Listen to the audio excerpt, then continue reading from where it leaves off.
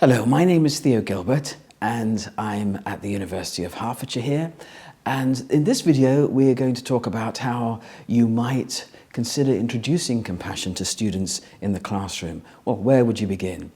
One way, just a suggestion, is the story that you could offer of Google, who ran a study that began in 2012 and cost $5 million.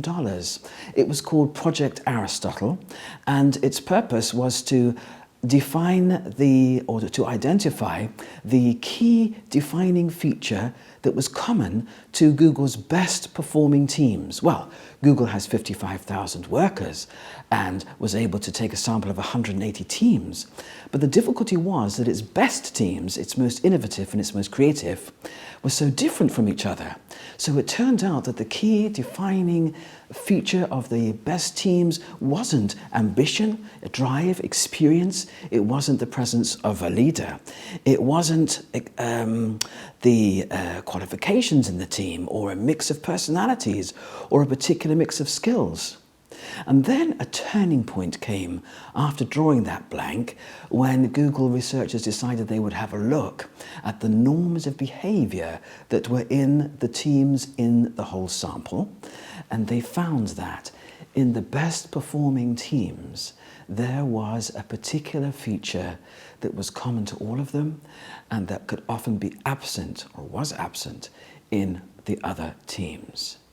You might ask students to consider with their neighbours or in groups what that key defining feature was. You might give them a clue that it began with K. The key defining feature that was common to these best performing teams, the most resilient, creative and innovative, was kindness. Isn't it interesting that when I run this past students, I find again and again that students think very hard about this and settle on the answer knowledge. That's not their fault, but this is why we're working together on this project, aren't we, on putting the science of compassion on the curriculum. Of course we want smarter, better teams, wherever they're working, locally or globally, and in the workplace as well as at university. Duhigg is very interesting in that he reports this study in the New York Times 2016, saying that the teams that experienced kindness saw an enhancement, a heightening of their collective intelligence.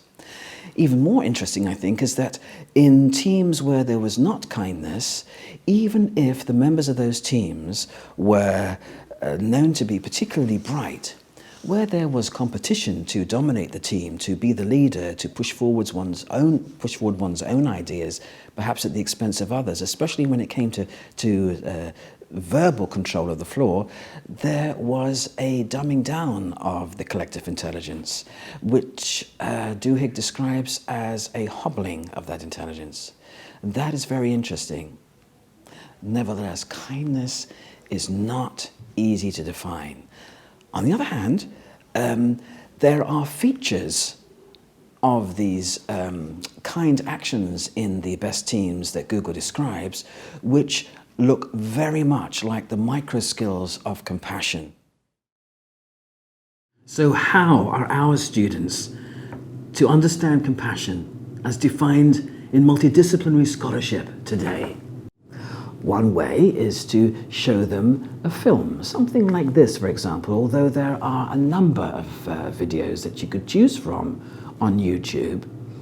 The point being to ask students in groups to watch the film and define, if they can, what the two psychologies, the two components of compassion are. Using this film for the moment, let's have a look.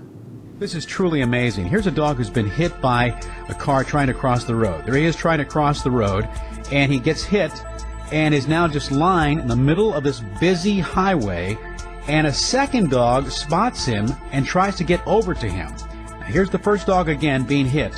He's lying there in the middle of the road, busy time of the highway, and here comes the second dog, who grabs him not with his teeth, but actually gets him with his paws around his neck and drags him in the middle of all this traffic off the road to safety, little by little, inch by inch. Finally, some workers spot the dogs and come over and help them.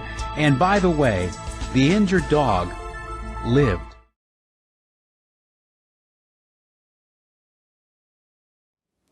To understand where compassion comes from, it is very useful to turn to, as this project does frequently, the excellent work of the Compassionate Mind Foundation. And there, Paul Gilbert suggests a psychobiological approach which goes something like this. Caring is a motivational system which is as deeply embedded, ingrained, hardwired into the mammalian brain as the motivation to reproduce or to eat. Out of that developed compassion. Compassion is defined as noticing, not normalizing, noticing distress or disadvantaging of yourself or others and doing something about it. If that dog is not overwhelmed with emotion, with fear, distress, and can act in a smart way, no teeth, remember, then imagine what people can do if they are tuned in to developing the neural circuitry for compassion, which, as Klemecki points out, is different from the neural circuitry for empathy. To be clear, that's an article by Klemecki, Lieberg, Ricard and Singer, 2014. That's well worth a look.